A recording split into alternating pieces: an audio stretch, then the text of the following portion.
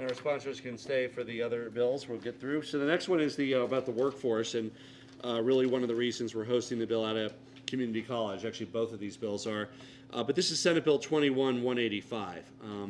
And I want to thank Representative McLaughlin joining us from beautiful southwestern Colorado, Representative McCluskey joining us from beautiful Summit County, and Senator Zenziger and Senator Rankin. Senator Rankin also hails from a beautiful part of the state. Sorry, Senator, but I mean the Denver metro area is nice. But and I know you're from the Montrose area as well. So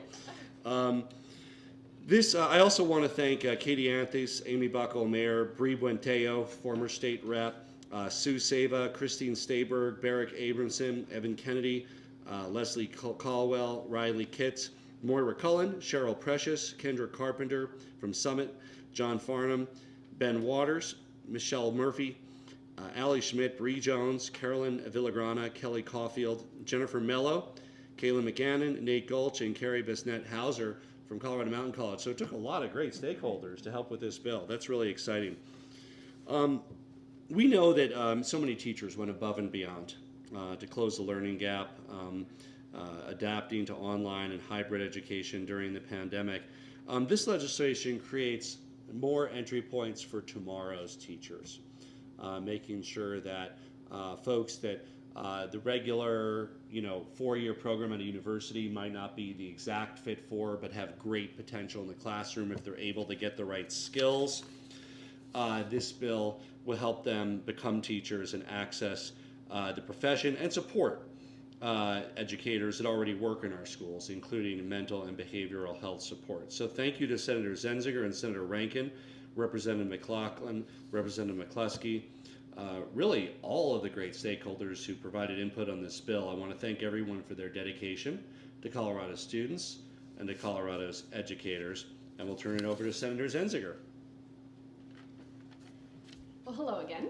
I wrote down some remarks for this bill because this bill, in my estimation, was one of the most important pieces of legislation that I have had the pleasure of working on.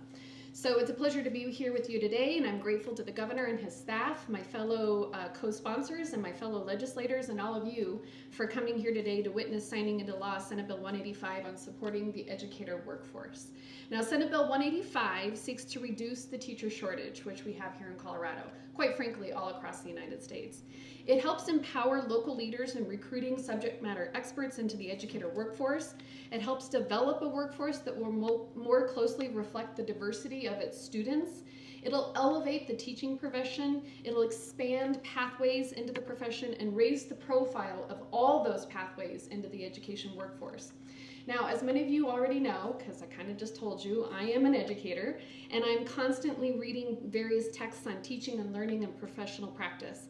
And as a passage from one of my favorite texts, Professional Capital, once spoke to me really about the importance of this bill. They said, quote, "Teaching is at a crossroads at the top of the world, and never before has teachers, teaching, and the future of teaching had such elevated importance. There is widespread agreement now that of all the factors inside the school that affect children's learning and achievement, the most important is the teacher. Not standards, assessments, resources, or even the school's leadership, but the quality of the teacher. Teachers really matter.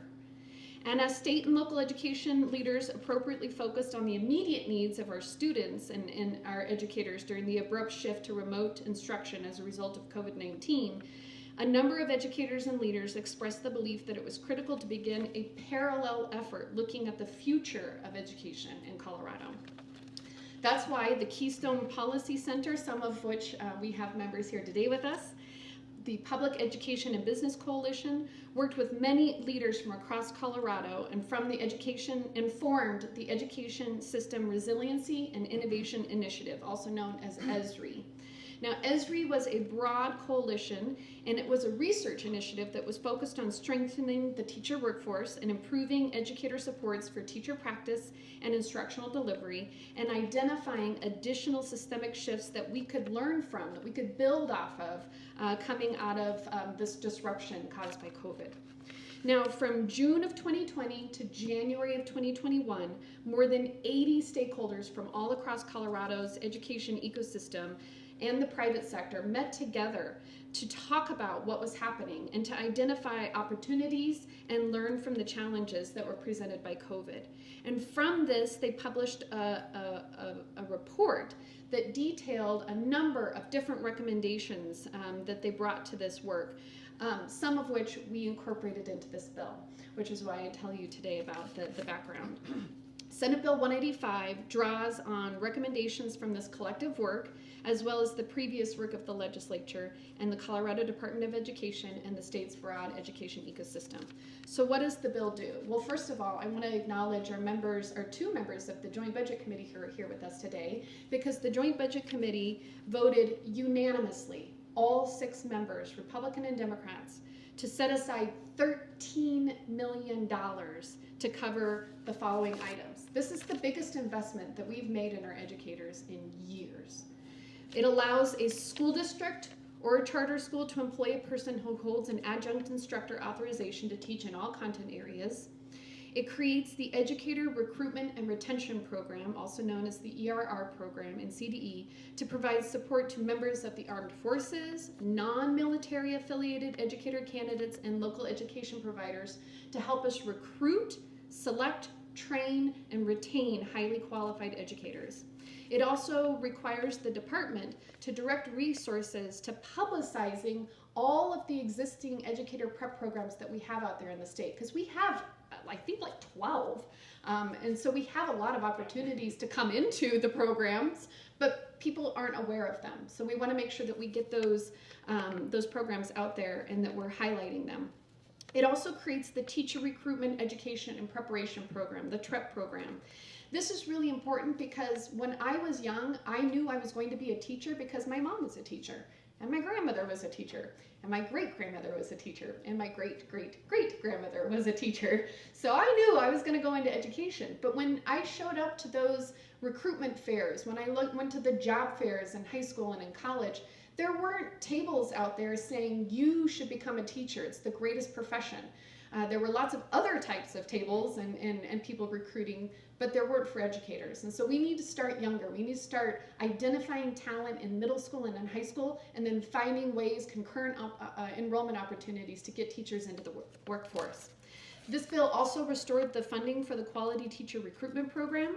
It also restores funding for the Educator Loan Forgiveness Program. And lastly, the bill, this really came from Representative McLaughlin, it established the Educator Wellbeing and Mental Health Program.